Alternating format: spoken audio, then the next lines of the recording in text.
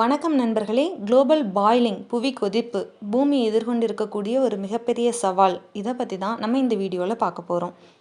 Global warming புவி வெப்பமயமாதல் ரொம்ப ஃபாஸ்ட்டாக ரைஸ் ஆகிட்டே இருக்கிறது தான் குளோபல் பாய்லிங் அப்படின்னு சொல்லிட்டு யூஎன் சீஃப் ஆண்டனியோ குட்ரெஸ் அவர்கள் தெரிவிச்சிருக்காங்க. இந்த குளோபல் பாய்லிங்கான காரணங்கள் என்ன, அது என்னென்ன பாதகமான விளைவுகளை எல்லாம் ஏற்படுத்த போகுது, அண்ட் அது நம்ம எப்படி நம்மளுடைய இண்டிவிஜுவல் ஆக்டிவிட்டீஸ் மூலயமா சிறிது தணிப்பு செய்யலாம் அப்படிங்கிறத தான் இந்த வீடியோவில் பார்க்க போகிறோம். பூமியை சுற்றி ஒரு 1000 கிலோமீட்டர் உயரத்துக்கு அட்மாஸ்பியர் இருக்குங்க. இந்த அட்மாஸ்பியரில் தான் மனிதனால் வெளிவிடப்படக்கூடிய மற்றும் இயற்கையாகவே வெளிவிடப்படக்கூடிய அனைத்து புகை மாசுக்களுமே இருக்கும்.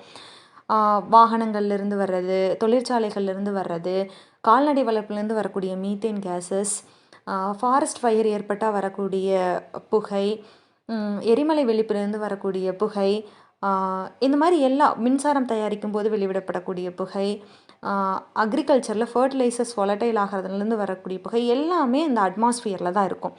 இது அட்மாஸ்பியரை திக் பண்ணி ஒரு பிளாங்கெட் மாதிரி மாற்றிடுது. இதனால் என்ன ஆகுது அப்படின்னா க்ரீன் ஹவுஸ் கேஸ் எஃபெக்ட் நடக்குது, அதாவது பசுமை இல்ல விளைவு.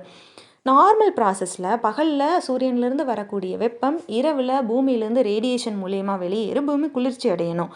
ஆனால் இந்த புகை மாசுக்கள் இரவுலையும் வெப்பத்தை தக்க வச்சுக்குது. பூமிக்கு வந்த வெப்பத்தை வெளிவிடாமல் அப்படியே தக்க வச்சுக்கிறதுனால தான் பூமியோட வெப்பநிலை உயருது. இந்த வெப்பநிலை உயர்வு இப்போ எவ்வளோ இருக்குது அப்படின்னா 1700களில் பூமியோட சராசரி வெப்பநிலையை விட 1.1 டிகிரி செல்சியஸ் அளவுக்கு உயர்ந்திருக்குது. இந்த உயர்வு இந்தியாவுக்கு, எஸ்பெஷலி சவுத் இந்தியாவுக்கு ரொம்ப பெரிய நெகட்டிவ் இம்பேக்டை ஏற்படுத்தும் அப்படின்னு சொல்லிட்டு ஐபிசிசி ரீசெண்ட் ரிசர்ச்சில் சொல்லியிருக்காங்க. என்ன மாதிரி விளைவுகள்லாம் ஏற்படும் அப்படின்னா கடல்வாழ் உயிரினங்கள் அழியும், துருவ பகுதியில் இருக்கக்கூடிய உயிரினங்கள் அழியும், பறவைகள் அழியும், அன்சீசனல் ரெயின்ஃபால் பெய்யும், விவசாயத்தினுடைய மகசூல் குறையும், நமக்கு ஹீட் ஸ்ட்ரெஸ் ஏற்படும்.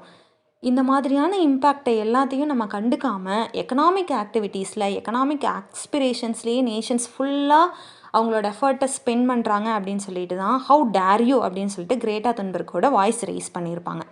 இந்த ப்ராப்ளம் எல்லாமே ரொம்ப பெருசாக தெரிஞ்சாலுமே நம்ம இண்டிவிஜுவல் அவங்களோட லைஃப் ஸ்டைலில் சில சேஞ்சஸ் பண்ணிக்கிறது மூலயமா, ஒரு சஸ்டெயினபிலிட்டியை கொண்டு வர்றது மூலயமா, கொஞ்சம் என்விரான்மெண்டலி ரெஸ்பான்சிபிளாக கன்சர்னாக இருக்கிறது மூலயமா ஒரு மிகப்பெரிய சேஞ்சஸ் க்ரியேட் பண்ண முடியும். ஏன்னா எல்லா கார்பன் எமிஷனுமே நம்மளால தான் ஏற்படுது மேக்ஸிமம் லெவலில். ஸோ அதை பற்றியெல்லாம் தான் இந்த சீரீஸ் பார்க்க போகிறோம்.